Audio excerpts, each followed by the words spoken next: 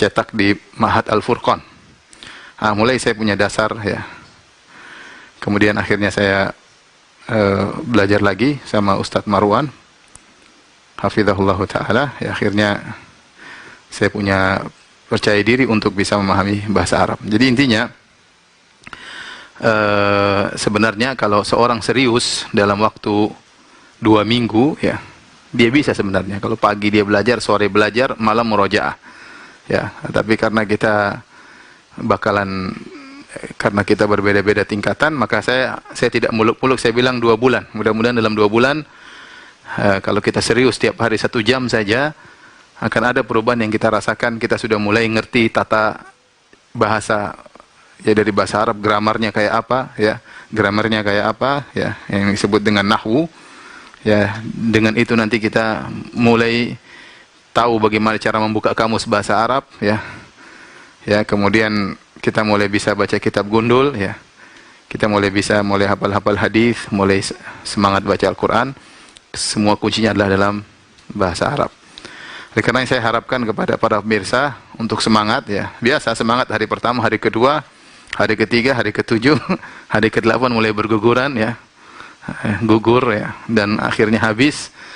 Tapi saya entah berapa lama, ya, tapi saya berusaha untuk menyelesaikan kitab bahasa Arab yang sangat sederhana, yang sangat pemula. Banyak yang bertanya, Ustadz pakai buku apa? Ya, sebenarnya buku banyak. Buku yang paling bagus menurut saya untuk pemula 2, yaitu buku Muyassar karya Ustadz Aceng Zakaria, hafizahullah ta'ala. Yang kedua, kitab Mukhtasar, kalau tidak salah karya Ustadz Aunur Rafiq Gufran, hafizahullah ta'ala, Mukhtasar di kitab Mulakhas. Ya, kalau Muyassar ada bahasa Arabnya, ada versi Indonesianya, Mukhtasar versi Indonesia. Ya, bagaimana cara mendapatkannya, silahkan, ya. Kalau tidak salah dijual di online, ya. Silahkan dicari. Al-Muyassar karya Ustadz Aceng Zakaria. Kalau kita punya kitab aslinya, ya. Taib, kita mulai, ya. Bismillah. Kepada para pemirsa sekalian, harap perhatian.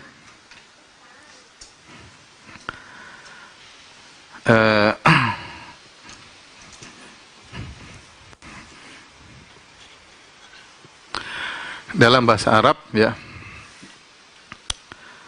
ada namanya huruf al-harfu, kemudian ada namanya al-kalimah. Al-kalimah kalau bahasa kita kata, namanya al-jumlah, jumlah al-mufidah atau al-jumlah. Al-harfu, harfu, al-harfu,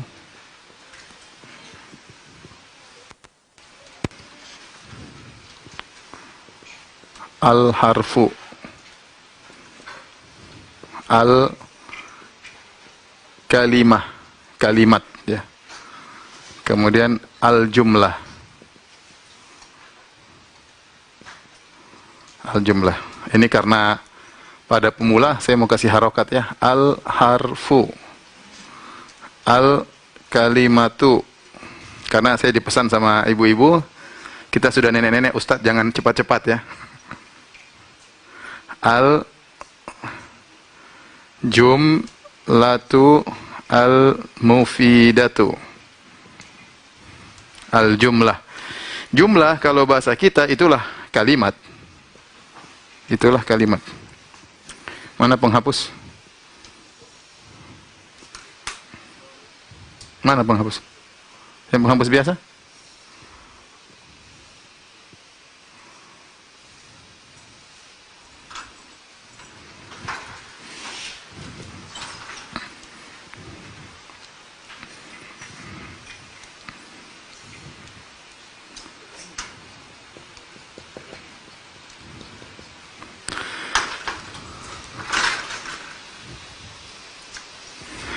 Jadi inilah, ya, penyusun suatu Kalau kita bahasa kita apa ya?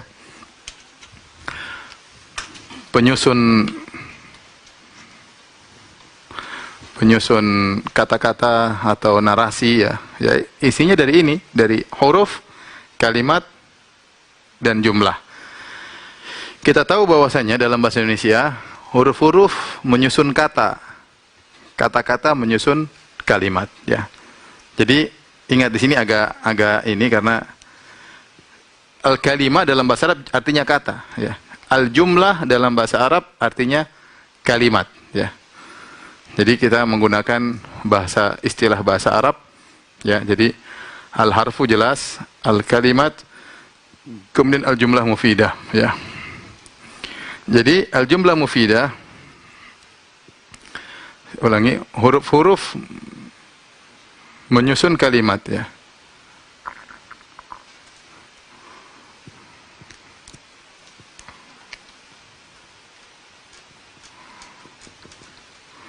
Menyusun kalimat.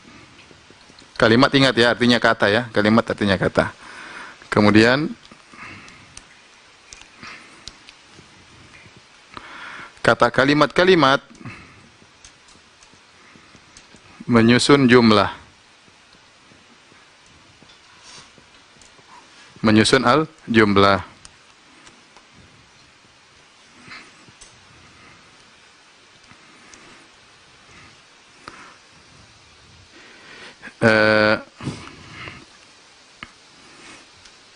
Huruf ya ada dua. Huruf ada dua, terbagi menjadi dua.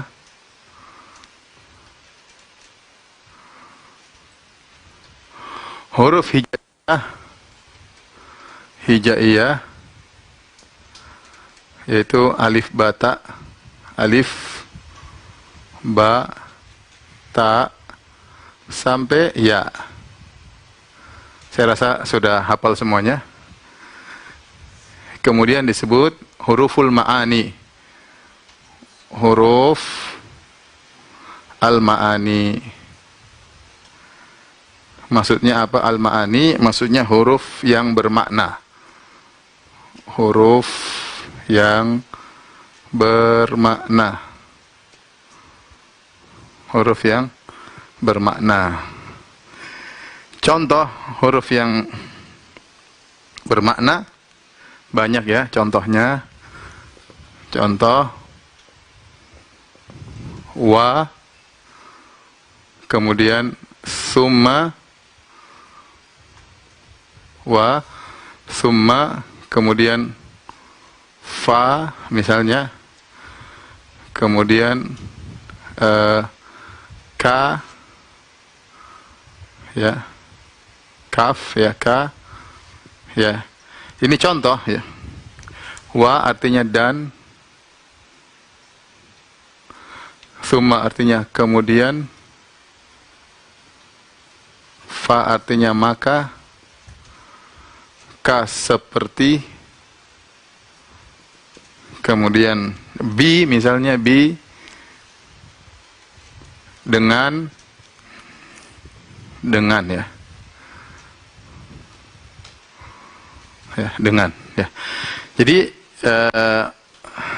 kita ini sedang belajar ilmu nahwu.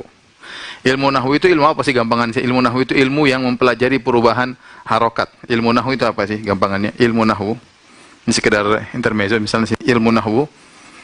Bahasa Arab ada gampangannya, di antaranya yang penting adalah nahwu dan sorof.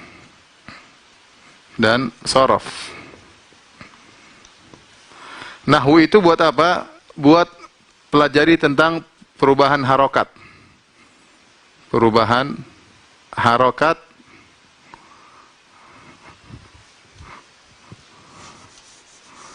Perubahan harokat di akhir kalimat. Ingat, kalimat artinya kata ya. Ingat ya, kalau saya bilang kalimat artinya kata. Contoh, Muhammad bisa Muhammadun, bisa Muhammadan, bisa Muhammadin. Jadi kapan dun, kapan dan, kapan din, ini dipelajari dalam ilmu nahwu. Kok bisa dun, bisa dan, bisa din? Itu dipelajari dalam ilmu nahwu. Adapun ilmu sharaf, sharaf itu perubahan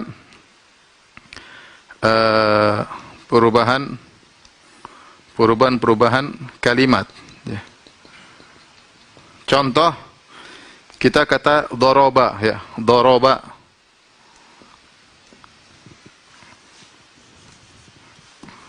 Doroba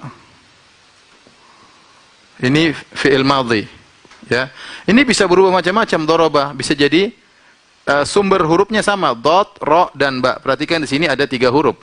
Ada huruf dot, ada huruf ro, ada huruf ba. Tapi dari doroba ini bisa jadi macam-macam. Bisa jadi yadribu, yadribu, bisa jadi doribun, bisa jadi madrubun, ya, bisa jadi dorban, dorban, bisa jadi dorbatan, misalnya, bisa jadi duriba, dan banyak lain halnya. Lihat, ini berasal dari 3 huruf, dot, ro, dan ba. Tetapi 3 huruf ini bisa berubah macam-macam. Yadribu, bisa doribun, bisa madrubun, bisa dorban, bisa dorbatan, bisa duriba, dan banyak lain halnya. Mudharibun banyak sekali. Bisa jadi puluhan, ratusan, banyak sekali dari doroba aja nih. Nah, ilmu yang mempelajari kapan berubah jadi begini, kapan berubah jadi begini, kalau berubah jadi begini, namanya ilmu sharaf. Jadi kalau ilmu nahwu dia fokus kepada perubahan harokat di akhir kalimat. Tapi kalau sharaf dia fokus pada perubahan-perubahan ini. Ini gambaran sederhana tentang apa? Bahasa Arab, tentang bahasa Arab. Ya. Nah, saya katakan tadi seperti bahasa Indonesia, maksudnya ada huruf, ada kata, ada kalimat. Kalau bahasa Indonesia kan ada huruf, ada kata, ada kalimat. Tapi kita rubah bahasa. Ada al-harfu, ada al-kalimat. Ingat ya, kalimat ini maknanya kata ya. Ada harfu, ada al-kalimat, ada al-jumlah. Jumlah artinya kalimat kalau bahasa Indonesia. Jumlah artinya kalimat. Nah, sekarang al-kalimat juga terbagi. Al-kalimat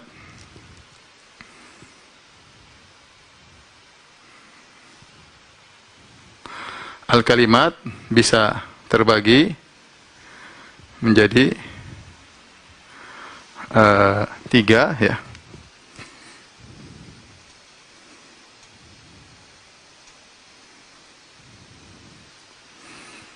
Yaitu harfun,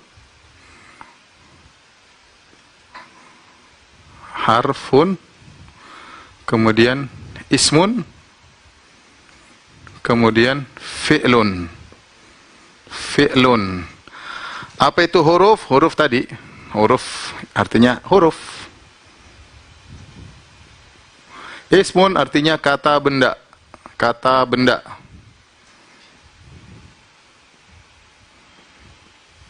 Fi'lun artinya kata kerja.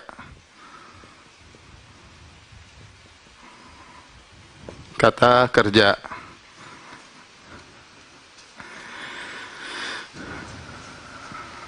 Huruf di sini ya, maksudnya huruf yang bermakna ya. Maksudnya huruf yang bermakna. Taib.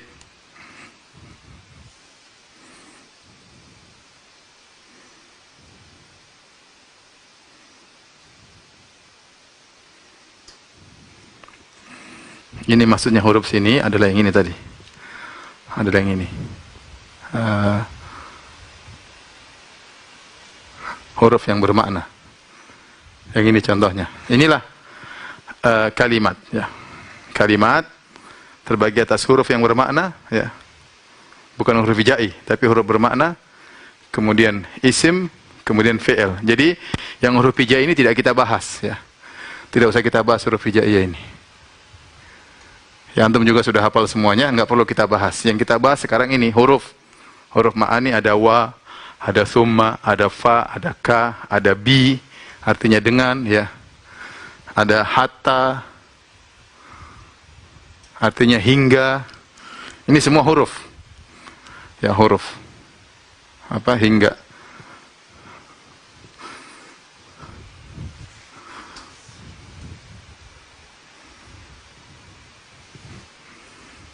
Kata benda, kata, kemudian fi'il, kata kerja.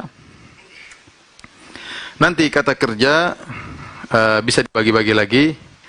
Ada kata kerja pasif, ada kata kerja aktif. Kemudian ada kata kerja madhi, yaitu past tense. Kemudian kata kerja mudhari, present tense, dan kata kerja amr, perintah. Sementara ini aja dulu, ya.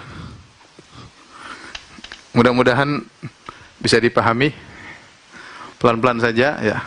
Saya akan ulangi lagi pembahasannya sebentar lagi.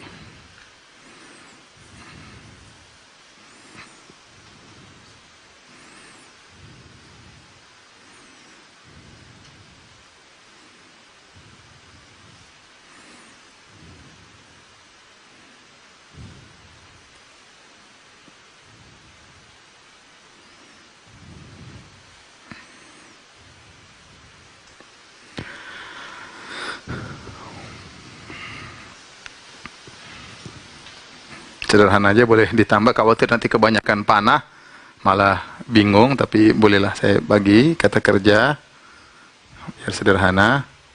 Ada fi'lul al-madhi, ini masa lampau, ini al-mudhari, kemudian al-amr. Al-madhi, al-madhi, al-mudhari'u, al-amr. Al-madhi maksudnya menunjukkan masa lampau. Ini menunjukkan sedang berlangsung.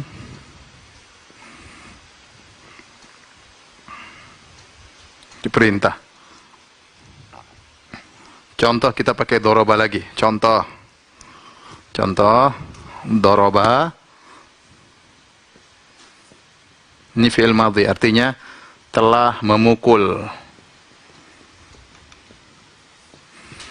Kemudian al-mudhari, misalnya yadribu. Yadribu artinya sedang memukul. Kemudian al-amr, idrib, artinya pukullah, perintah. Pukullah. Nah, ini contoh.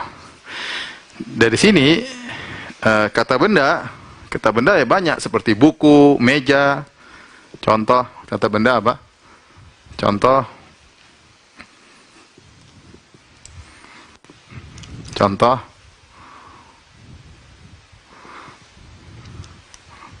kitabun, ya. Banyak, ya. Kitabun. Terus misalnya kolamun.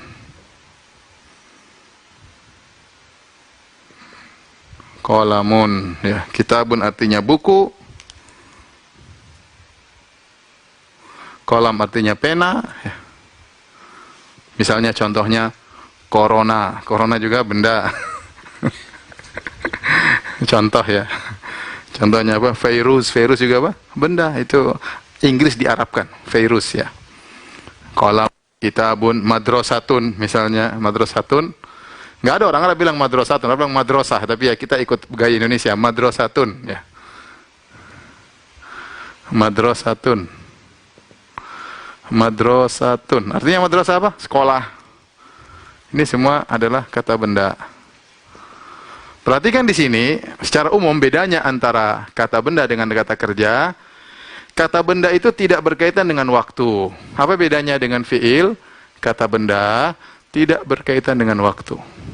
Tidak berkaitan dengan waktu.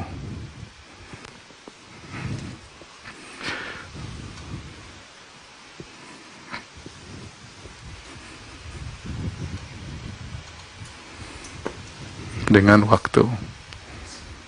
Tidak ada namanya kitabun past tense, kitabun present tense, ya, nggak ada. Kitabun ya, masa lalu, masa sekarang, tapi kitab-kitab aja, buku-buku aja.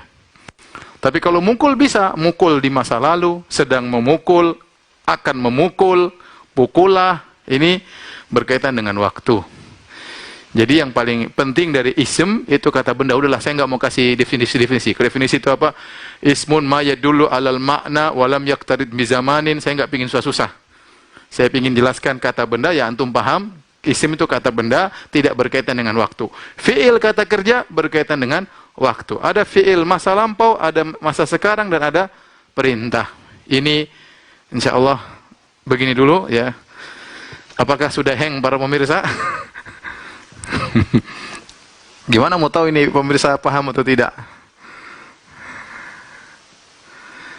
Ada sarana untuk komunikasi? Hah? Buka apa? Bekal Islam, ya? Bekalislam.com. Terus?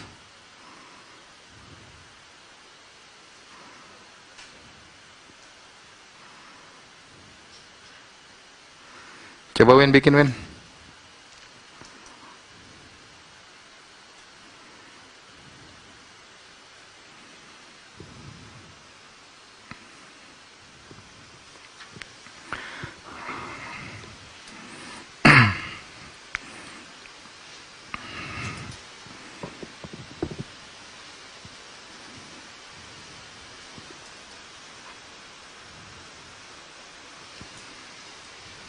Di apa, di Zoom, teman-teman pada nggak lihat itu, di Zoom tulisannya,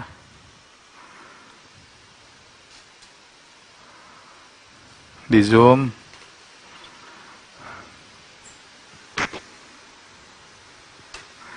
biar pas semuanya. Para pemirsa yang ini difoto aja, difoto. Kalau lihat pakai HP di screenshot, ya, biar bisa dilebarin dulu baru screenshot, ya.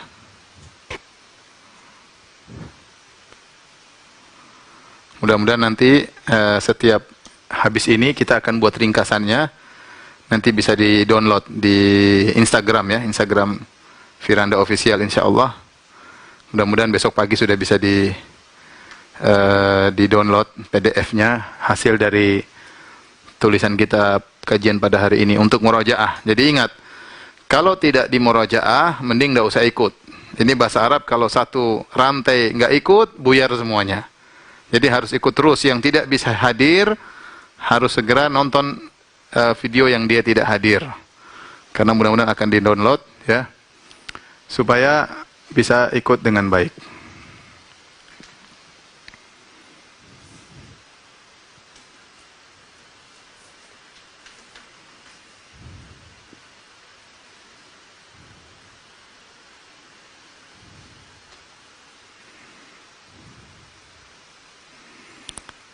Coba Win, ini masuk gimana Win caranya?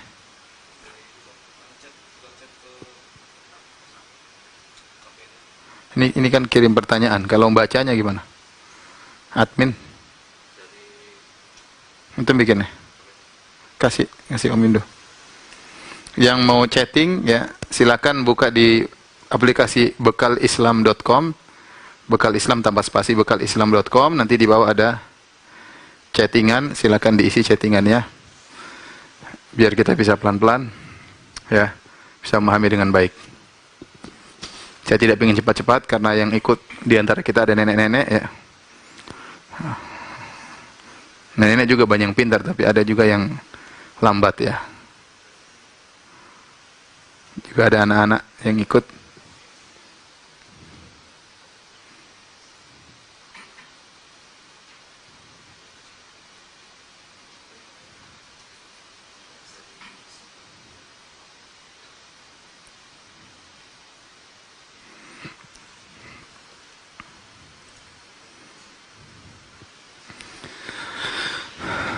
Taib, sambil menunggu, bisa nggak Indo? Indo isi aja. Sudah?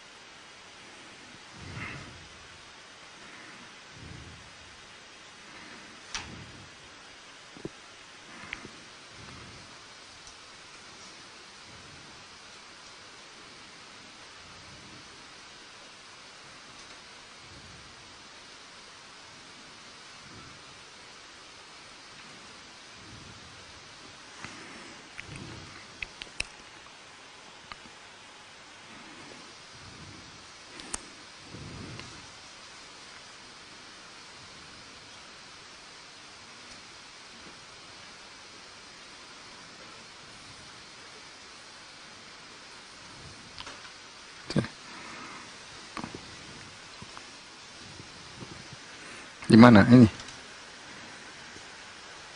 Terus mana? Gimana bacanya?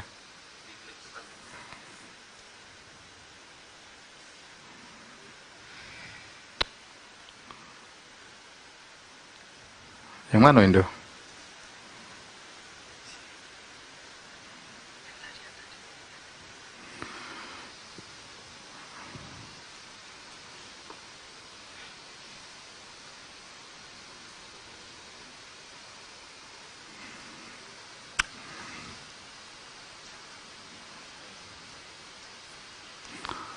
Antum bikin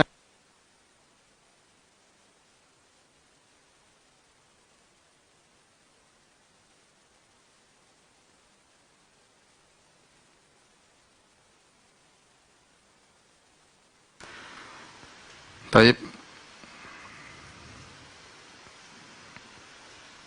Ini kita ulangi ya. Tolong difokusin kameranya ya. Saya ulangi dari awal. Bahasa Arab ya.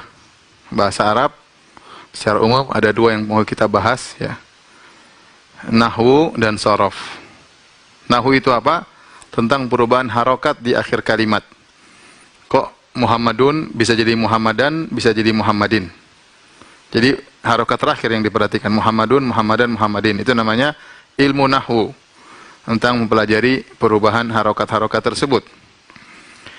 Kemudian yang kedua shorof. Ini dua-dua ini akan kita bahas, tapi kita akan fokus ke nahwu dulu. Shorof yaitu ilmu yang mempelajari tentang perubahan dalam satu kata berubah-ubah. Seperti doroba. Doroba terdiri atas dari 3 huruf, dot, ro, dan ba. Dot, ro, dan ba. Tetapi bisa berbagai macam bentuknya. Bisa doroba, yadribu. Lihat, di tengah-tengahnya berubah. Doroba, yadribu, doribun, madrubun, dorban, dorbatan, duriba. Ya, di tengah-tengahnya berubah semua. Itu namanya ilmu shorof. Ya.